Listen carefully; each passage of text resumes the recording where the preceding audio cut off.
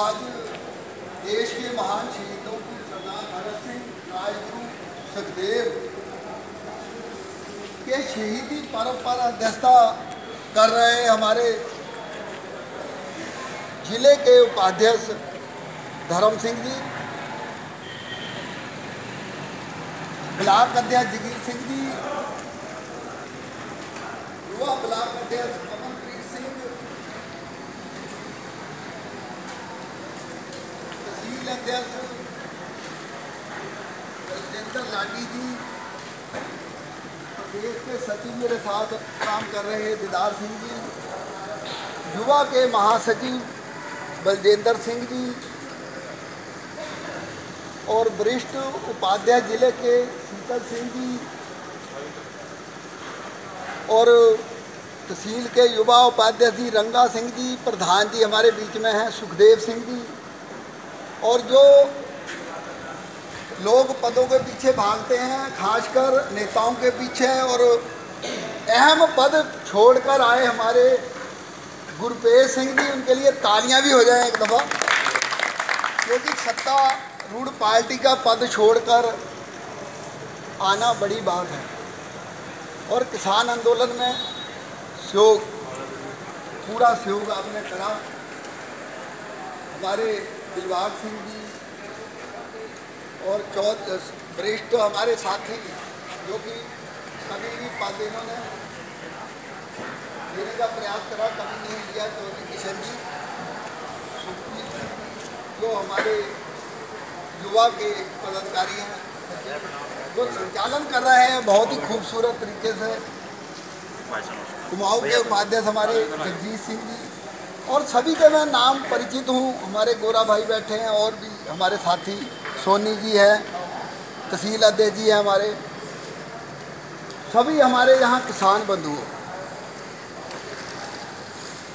आज हम जो मीटिंग कर रहे हैं ये इन महान पुरुषों की देन है,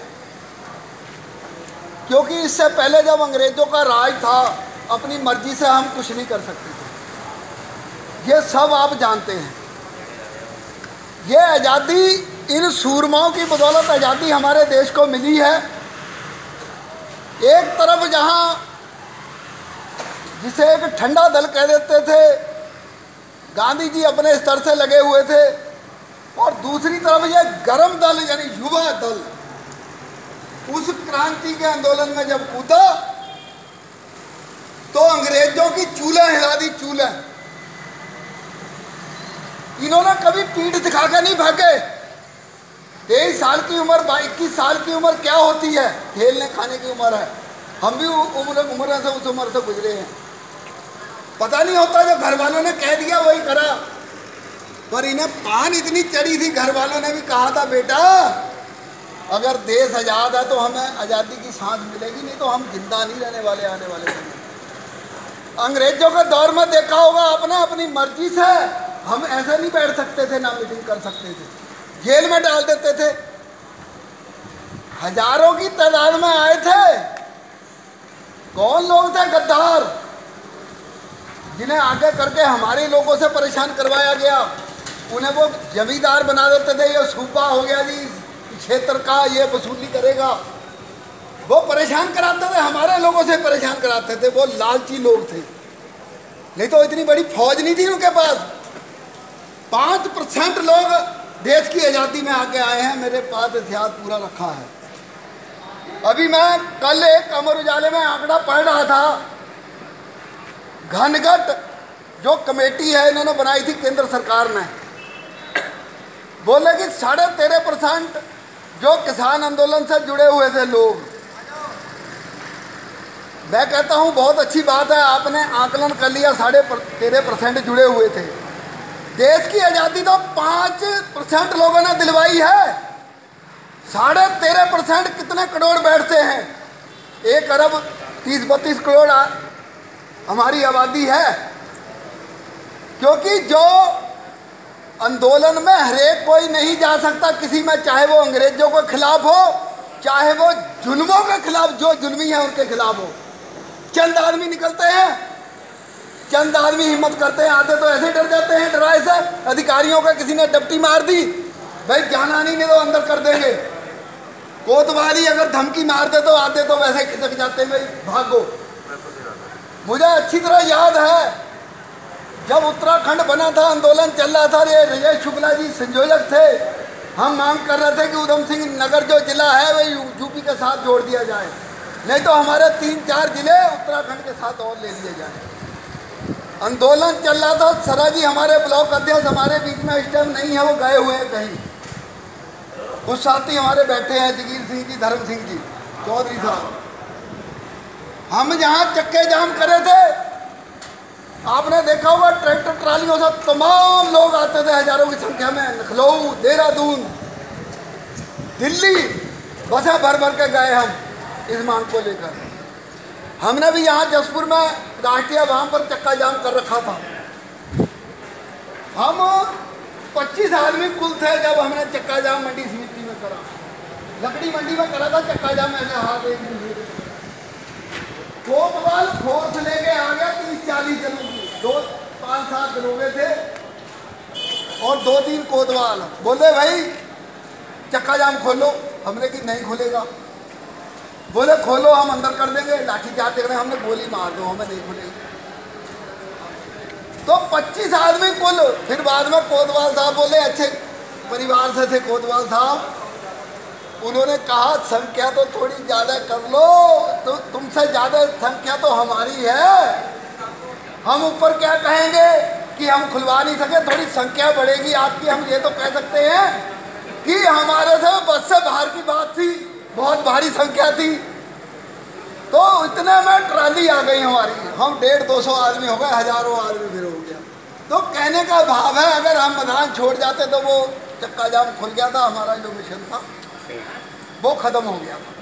तो साथियों, इसलिए कुछ चंद आदमी होते हैं जो आगे चलकर अपना समय देते हैं, वो साधुवाद के पात्र हैं, वो भगत सिंह के वंशक हैं, राजगुरु सुखदेव के वंशक हैं, जो गलत को गलत और सही को सही कहने का मादा रखता है। हवा के साथ तो पत्ते बहुत उड़ते जाते हैं, कांस भी हल्के फुल्का जो होता है हवा के साथ बह जाता है। जो वजनी आदमी जिसकी बात में दम है, वो हवा को भी अपने रुख में मोड़ देता है, हवा को भी पलट देता है। तो ये भावना चलती है, भावना ना, ये कोई पैसे का खेल है साथियों। मैं आज सीधे आजम भगत, ये क्यों मैं बात कहने लगा हुआ है, क्योंकि हमने देखा है थोड़े से लालचों में हमारे आदमी जो हमारे साथ सरेआम गलत करते हैं उधर जाकर साथ दे देते हैं। वो हमारे लिए बहुत घातक हो जाता है, क्योंकि हम पहले अपने महापुरुषों को याद करें। ये जो अब अपराधियों का गुणगान कर रहे हैं, ये अपराधी तो शुरू से आए हैं और खत्म करने वाले भी पैदा होते रहे हैं। हमारे अगर इतिहास उठाकर देखो, अब भी ऐसे आदमी हैं जो कि सदा ही सच का साथ देते हैं। ऐसे हमारे केवल सिंह संधू जो अभी हमने सम्मानित करे, कोई लालच नहीं, लोभ नहीं, अपनी मेहनत करते हैं निस्वार्थ। बड़े लालच आते हैं, बड़े लालच आते हैं। जब टाइम था वो निकल गया, सब नेताओं ने लल्ला देके इनकी उम्र ही निकाल दी, सरकारी छोटी चपरासी की नौकरी नहीं दिलवा सके। नेताओं का तो ये हाल है। इतने बड़े समाज सेवी, मैं अब नाम नहीं लूंगा, उंगलियों पर गिनाऊंगा, सभी नेताओं ने इनका यूज करा है, सबने यूज करा है। केवल सिंह, बल्लभ भाई केवल सिंह, जान थी, युवा थे, सबके साथ दिया इन्होंने, इनका किसी नेता ने साथ नहीं दिया। सिफारिश डाल डूल के इन्हें प्राइवेट एक कॉलेज में नौकरी दिलवाई है, उससे अपना पालन पोषण कर रहे हैं। उम्र निकल गई सरकारी नौकरी की। जब हमारा समय आया तो उम्र निकल चुकी थी, जब हमारा राजनीति में पैंठ बनी तो उम्र निकल चुकी थी। हो सकता था अगर कुदरत हमें पहले ये मान बख्श देती तो हम, हो सकता था इनका पहले कहीं ना कहीं सरकारी जॉब इन्हें सक्षम होते, हम तो दिलवा सकते थे। पर उस टाइम हम बच्चे थे, उम्र निकल गई। आज भी उस आदमी ने सेवा का भाव नहीं छोड़ा, आज भी ट्रेनिंग देते हैं। रोज जाकर देख लो बीएसपी में निःशुल्क सेवा, 2-3 घंटे ट्रेनिंग करवाते हैं। तो ऐसे लोगों को मैं इस मौके पे आज महान शहीदों के जो पर्व है, समस्या हमारी इस मौके पे आज, क्योंकि युवा टीम हमारे अमन सिंह कहने लगे कि हमें याद तो था ही, फिर मनाने का मन भी था, तो मैंने की भाई मीटिंग भी फिर आज ही कर लो। अध्यक्ष जी से बात हुई, जगीर जी से, दिदार जी से, मैं भाई आज ही मीटिंग कर लो। मैं 3-4 दिन बाद 28 तारीख है, समस्या हमारी सिर पे है ही। 2-3 बिंदु लिखे हैं और साथियों अगर कोई आपके संज्ञान में होगा तो बिंदु आप बता देना, वो नोट हो गया। हमें एडीएम को ज्ञापन देना है, अभी जाना तब है घरों को। एक तो शहीद आजम भगत सिंह, राजगुरु सुखदेव, इन्हें शहीदी का दर्जा अभी तक किसी सरकार ने नहीं दिया। हम आज इस जसपुर मंच के माध्यम से यह बात रखेंगे, ज्ञापन देंगे कि इन्हें शहीदी का दर्जा प्राप्त हो और इनके कार्यालयों में, सरकारी कार्यालयों पर तीनों शहीदों के चित्र लगने चाहिए, जैसे महात्मा गांधी का लगता है, जैसे अन्य नेताओं के लगते हैं, जो प्रधानमंत्रियों के लगते हैं सम्मानित हमारे, इसी तरह से इन शहीदों के तीनों के चित्र लगने चाहिए सरकारी कार्यालयों पर। एक और परसों मेरे संज्ञान में बात आई है मीडिया के माध्यम से, इन्हें जो भगत सिंह के परिवार को वहाँ हट्टू, बाजपुर हट्टू मड़ैया, वहाँ पर इनका फार्म है, इनके भतीजे जो पौत्र हैं, भाइयों के पौत्र हैं, वो वहाँ पर वास करते हैं।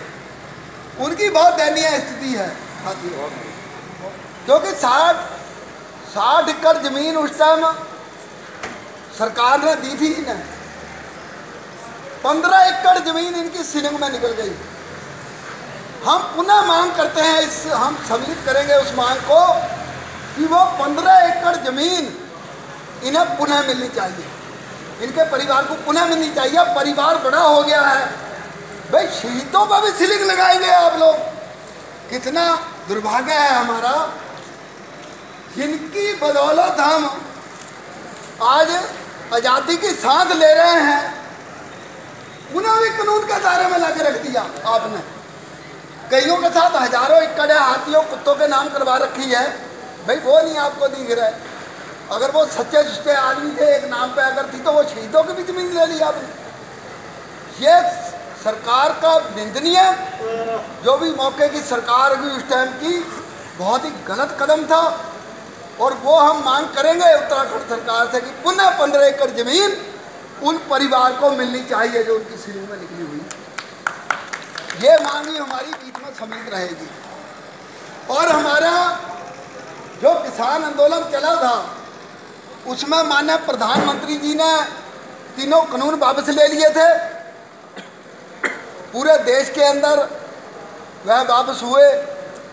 और एमएसपी की मांग हमारी गारंटी कानून की थी, वो लिखित में हमें इन्होंने वादा 5 मांगों का कर लिया था। वो चिट्ठी प्रधानमंत्री कार्यालय से हमारे लीडरों के पास आई हुई थी और है कि हम 5 मांगे आपकी पूरी करेंगे, एमएसपी पे गारंटी कानून, और जो केस जो 2-3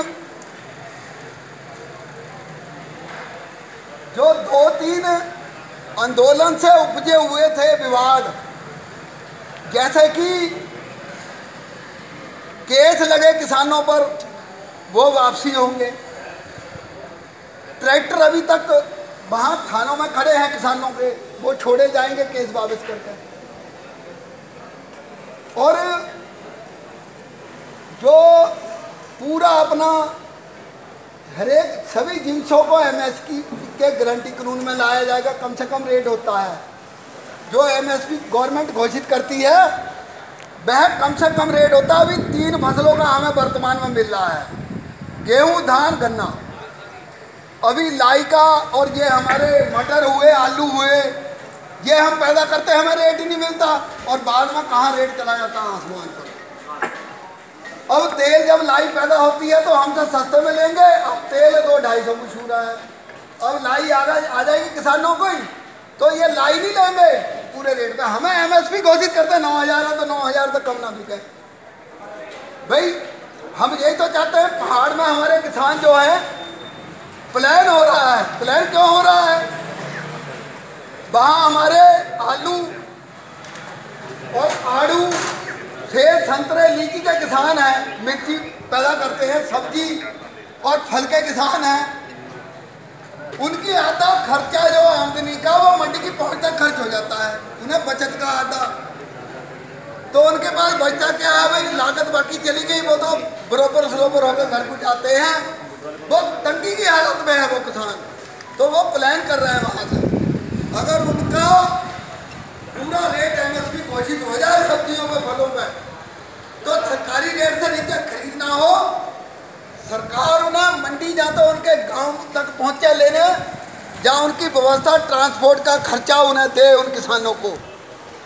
हमारे पूरी की पूरी फसल गेहूं की, चाहे धान हो, पूरी की पूरी फसल MSP से नीचे नहीं बिकनी चाहिए। चाहे मंडी हो, चाहे कोई सीड प्लांट वाला ले रहा हो, कांटों पे तो बिकेगी बिकेगी पूरे रेट पे।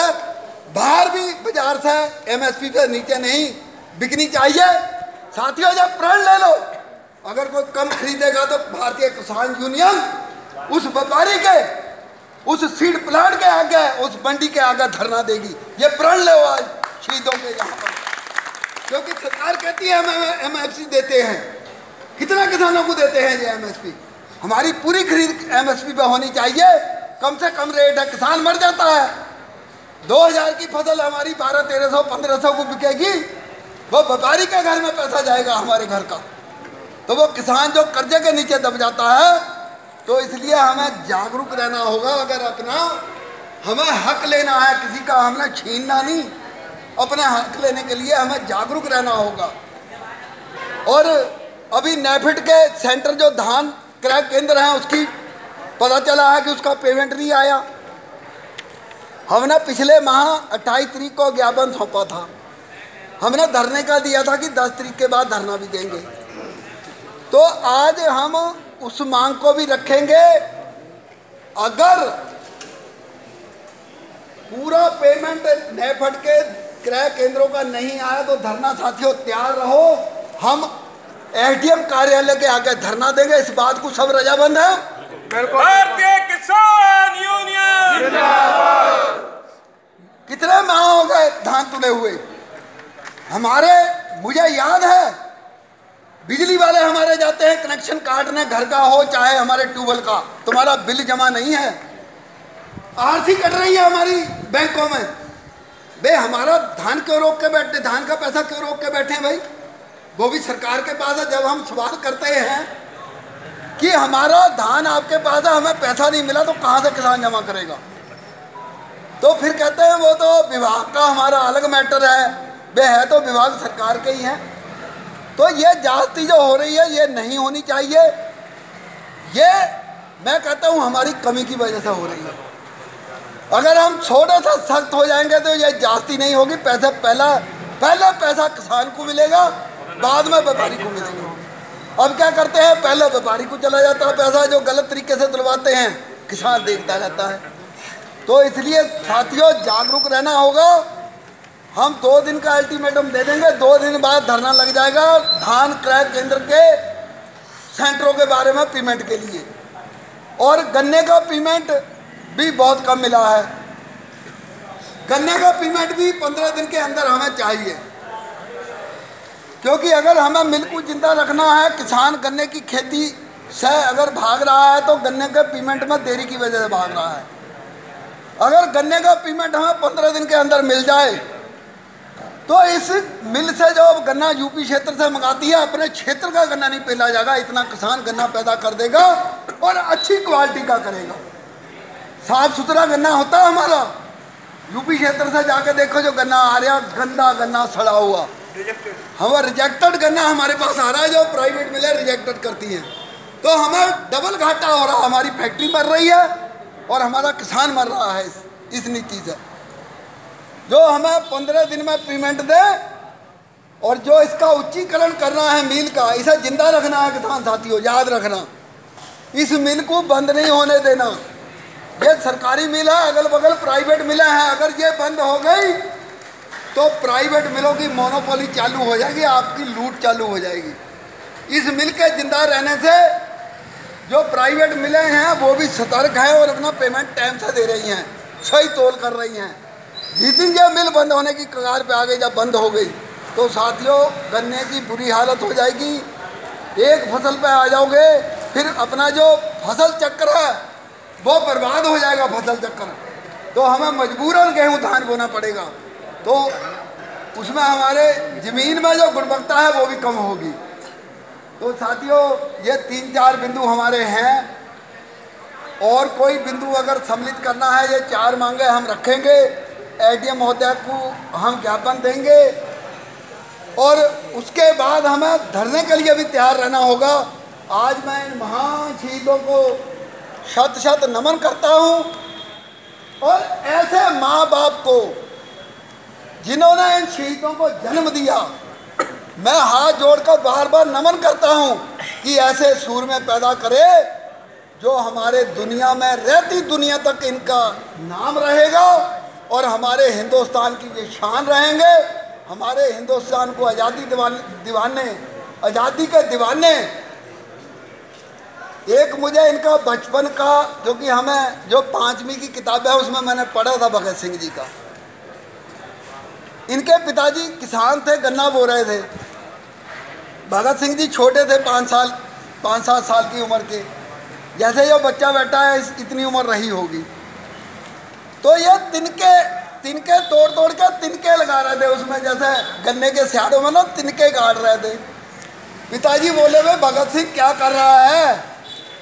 बोले पिताजी ये बंदूकें बो रहा हूँ, बंदूकें आने वाले समय में अंग्रेजों के खिलाफ हमें चाहिए। तो देखो वो जज्बा उस बच्चे के मन में, अपने देश के प्रति जज्बा देखो कि उन्हें यह था कि हमारा देश गुलाम है, हमारे साथ जास्तियाँ होती हैं, हमें गुलामी की जंजीरों में जकड़ते हैं ये अंग्रेज लोग, हमसे 18-18, 15-15 घंटे काम कराते हैं और ज़बरदस्ती कराते हैं, हमें देते कुछ नहीं, ज़बरदस्ती हमसे लगान वसूली करते हैं। तो उन्हें याद था, तो वो कहते कि ये बंदूकें बो रहा हूँ। और जब इन्होंने शहादत, इनका वैसे कानूनी तौर पे इन्हें फांसी बनती नहीं थी साथियों,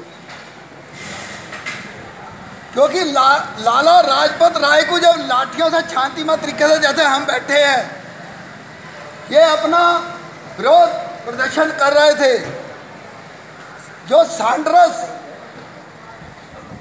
यहाँ का जो अंग्रेजों का ऑफिसर था उसने लाठी चार्ज करा दी थी, और लाला लाजपत राय जो इनके साथी थे वो उसमें शहीद हो गए थे।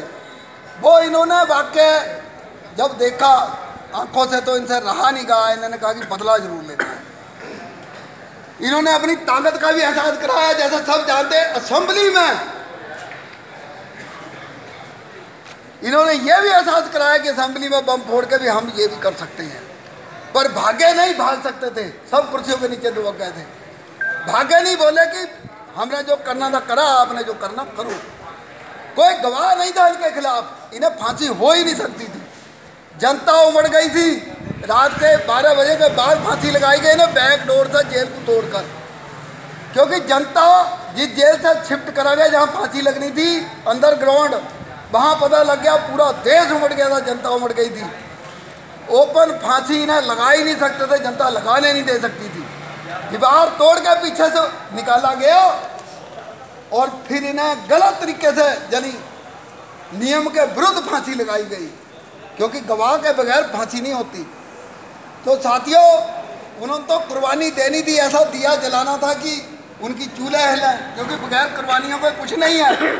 देश आज़ाद कुर्बानियों से हुआ है साथियों।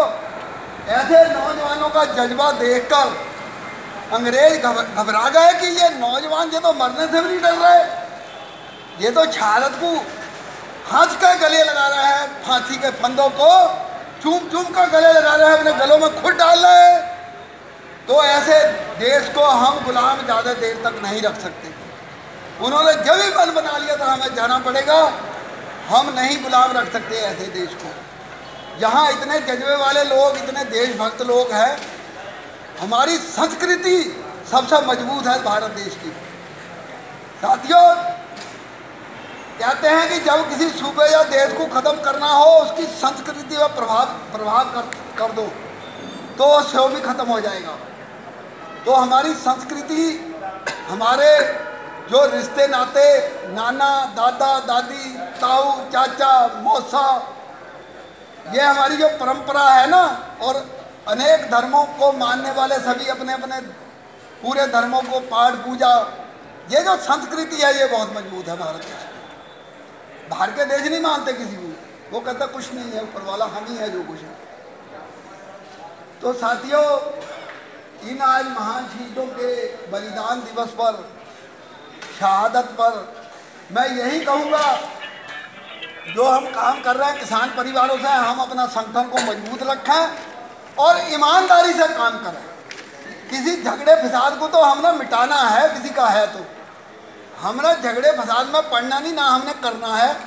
और नशों से दूर नई पीढ़ी को रखना है, हमें खुद भी बचना है और नई पीढ़ी को भी समझाना है कि नशों से हमने दूर रहना है, क्योंकि देश का भविष्य है हमारी नई पीढ़ी। तो इसलिए अभी छोटी समस्या हमारी एक टांडे के किसान हैं, इनकी पारिवारिक है, ये भी हम एडीएम साहब महोदय से मिलेंगे। जब हम ज्ञापन सौंपेंगे तो इनकी बात को भी हमने करना है, इनके साथ जांचती हो रही है कुछ, तो वो मैटर यहीं प्रशासन के पास है, तहसील प्रशासन के। तो बाकी अब हम ज्ञापन देंगे। और मैं यहाँ पर जो हमारे साथी आए हैं, एलआई को साथी हैं, मीडिया के साथी हैं, जिनका बहुत बड़ा योगदान सच्चाई को उजागर करने में रहता है, एलआईओ को साथियों का, भाइयों का, इसलिए भी मैं स्वागत और अभिनंदन करना चाहता हूँ। सरकारी तंत्र है, वो तो हुक्म में जाएंगे। बाकी जो सही रिपोर्ट अगर शासन को देता है तो वो सच्चा सिपाही है, वो अपने दायित्व का पूर्ण निर्वाह कर रहा है ईमानदारी से। किसान आंदोलन में बहुत भ्रांतियाँ फैली, तरह तरह के रूमर फैली, पर एलआईयू ने जो सरकार को सही रिपोर्ट दी, उसका प्रभाव पड़ा कि सरकार ने उस चीज़ को जाना, समझा और हमारी बात को सुना गया। तो मैं उन साथियों को, जो हमारे क्रांतिकारी साथी बैठे हैं और इतने टाइम से सुन भी रहे हैं, कईयों ने विचार रखे,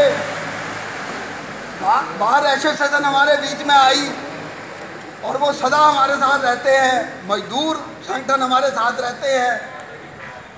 आपने देखा ही है, जब जब भी बुलाया किसी चीज़ की कमी नहीं आने दी, ट्रक ट्रालियाँ भर भर के आपने जहाँ कहा वहीं पहुँच गए। तो इसलिए साथियों, अपने संगठन को मजबूत रखना है, हिम्मत नहीं हारनी, डोलना नहीं। आप में शक्ति बहुत है, आप तो हनुमान जी की जैसी शक्ति है, जैसे हनुमान जी को खुद नहीं पता होता था कि मैं इतना बलवान हूँ। हनुमान जी बहुत तगड़े भक्त थे, अवतार थे, बहुत तगड़ी शक्ति थी, पहाड़ को भी उठा लिया था। जब उनसे कहा गया कि आप तो पहाड़ भी उठा सकते हैं, तो बोले अच्छा, भाई पहलवान थे, पहलवान कुल में से थे हनुमान जी। तो उन्होंने पहाड़ी उठा लाया था। संजीवनी जब लक्ष्मण जी को मूर्छा हुई थी तो पहाड़ी उठा लाए थे, बूटी की पहचान नहीं हो रही थी तो पहाड़ी ले आए थे उठाकर। तो आप तो वे हनुमान जी के वंशक हैं और मिट्टी से सोना पैदा करने वाले लोग हैं। तो इसलिए घबराना नहीं, बिल्कुल अपनी ईमानदारी से काम संगठन के प्रति करना है और इसे बढ़ाना है। आज हम ये प्रण लेके जाए जहाँ से, अभी हम एडीएम महोदय को ज्ञापन देंगे और आगे की कार्रवाई हमारे जगदीश सिंह जी जो संचालक हैं, अध्यक्ष महोदय ने बोलना है अभी। इसके बाद ज्ञापन तैयार होगा, वो फिर एडीएम महोदय को दिया जाएगा। उसके बाद हम घरों को जाएंगे। इंकलाब जिंदाबाद, इंकलाब जिंदाबाद, सरदार भगत सिंह राजगुरु